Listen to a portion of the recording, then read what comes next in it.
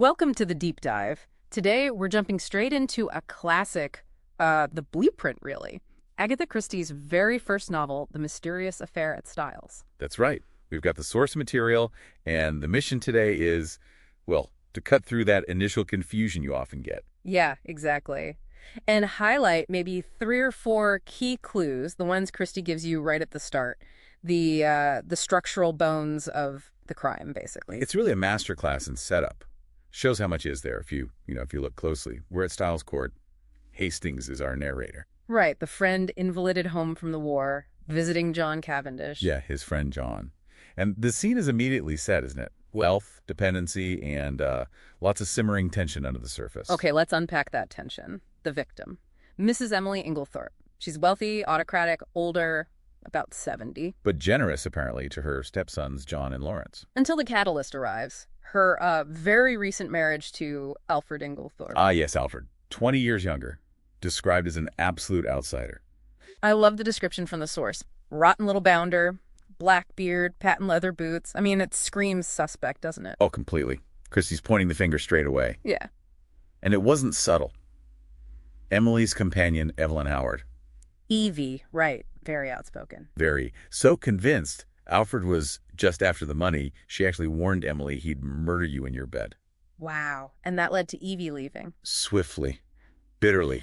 The day before Emily dies. Talk about timing. And the financial stakes. Yeah. They're huge. John Cavendish, Hastings' friend, is damned hard up. Yeah, because the father's will. Mm-hmm. It left almost everything to Emily for her lifetime. So the stepsons, they rely on her allowance. That dependency is key. Okay, fast forward to the night itself, July 17th. Around 5 a.m., Emily's found in her locked room, convulsing. And her last words are, Alfred.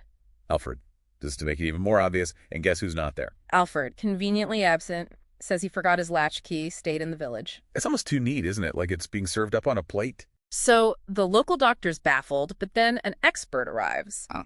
Dr. Bauerstein. Yes, a London specialist. And importantly, described as the greatest living expert on poisons.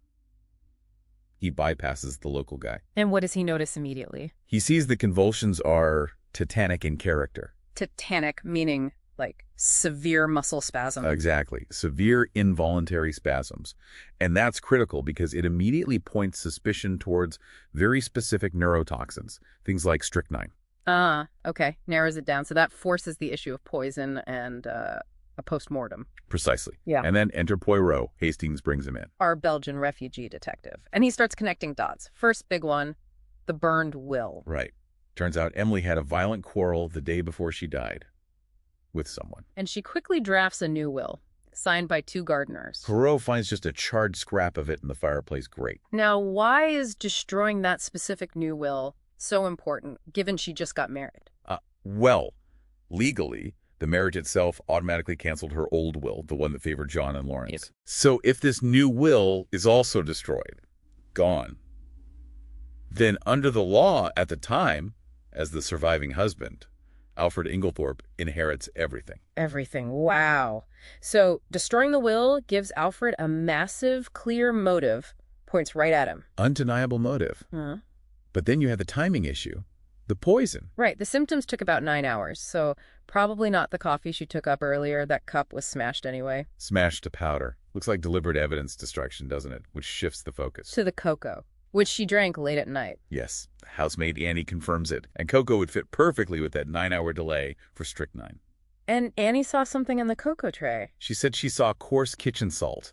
And crucially, that tray was left sitting out in the left wing, accessible to lots of people, for about 45 minutes. Okay, so the poison could be the salt in the cocoa, which means, almost anyone could have put it there. Exactly. It broadens the suspect pool way beyond Alfred, even though he has the strongest motive regarding the will. But here's a weird little detail Poirot notes. He's looking at the coffee cups from earlier. Mm-hmm. And Cynthia Murdoch, the young ward, mentions she never takes sugar in her coffee. And Poirot finds this detail most serious. Right, the lack of sugar. Interesting. So let's wrap this setup. The poison was likely in the cocoa, passed through several hands, potentially implicating anyone. But the strongest motive, destroying that will, points squarely back at Alfred. It's a neat contradiction. So here's the final thought for you to chew on.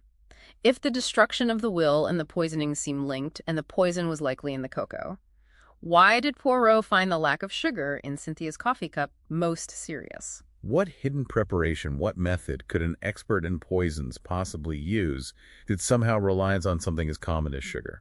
Or maybe its absence. Something to mull over. What was really going on with those seemingly ordinary household items at Styles Court?